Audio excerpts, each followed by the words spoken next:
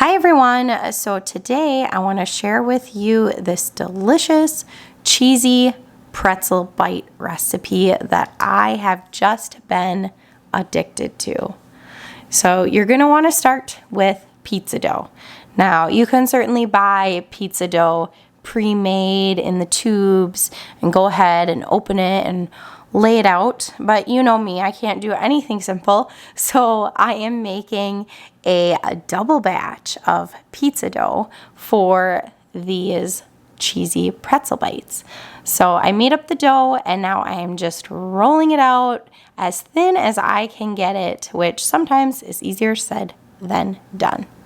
So it wasn't that long ago and I was talking to one of my nieces and she said that she had a new, I think obsession is the word she used, with making pretzels. And I was like, you know what? I have always wanted to do that, but I've never tried. So she was encouraging me that I should try making pretzels. And I took her advice and I have nonstop been making pretzels or pretzel bites, or in this case, one of my new favorites, cheese-filled pretzel bite. So that's what I'm going to share with you today that I'll be making. Once I finally have the dough how I like it, I go ahead and take out a pizza cutter and I cut it into little rectangles, I guess you could say. So I just cut some strips here and then I cut it across to make these little rectangle type shapes. Nothing perfect since it was not a perfect rectangle, my whole dough. And once I've got them all cut up, then I took my cheese and got that all sliced up as well.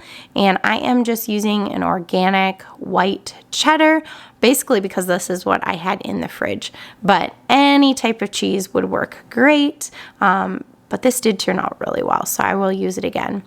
Then I'm going to just kind of wrap these up like a little gift. I put the cheese inside and I just kind of bring up the corners, tuck them in really tight, and then I try to make a bit of a ball here so that it will hold it together. So I just did that over and over again, pulled up the corners, made a little pouch, rolled it into a ball so it was nice and tight, and then I laid them all on a piece of parchment on a pan.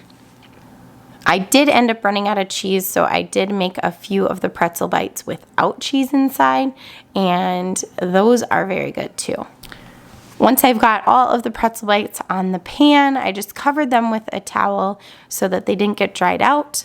Well, I got some water boiling on my stovetop.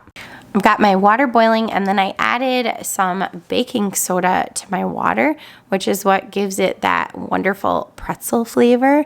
And I just dumped in a spoonful or two and then I went ahead and whisked it in so it was all around, and used this base for my pretzels. Went ahead and I dumped a few in the pot, and I would say I leave these in here for about a minute. Now my water wasn't very high, so I stirred them around a little bit, and then for sure wait until they're floating, but I just kind of stir them around and at least a minute, and then I take them out and put them right back on the parchment paper. Once they're all out, I take just an egg wash. So this egg wash I used was leftover egg yolks from when I had made a white cake. And then I just added a little bit of water, mixed it up, and I brushed this on top of the cheesy pretzel bites. This is the best egg wash I have made for pretzels. So I think what I'm going to do from now on is only use egg yolks and water in my egg wash.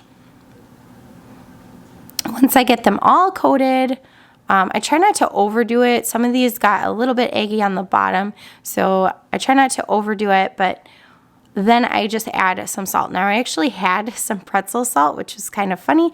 A friend gave me some pretzels a while ago and I just didn't use all the salt. So I had saved it, knowing I wanted to make pretzels one day, and it came in handy.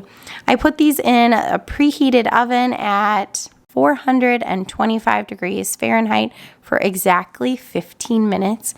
And when I pulled them out, they were just golden perfection, and you should let them cool a little bit, but they are so delicious. I just couldn't wait. Enjoy. Glad you got to see me again.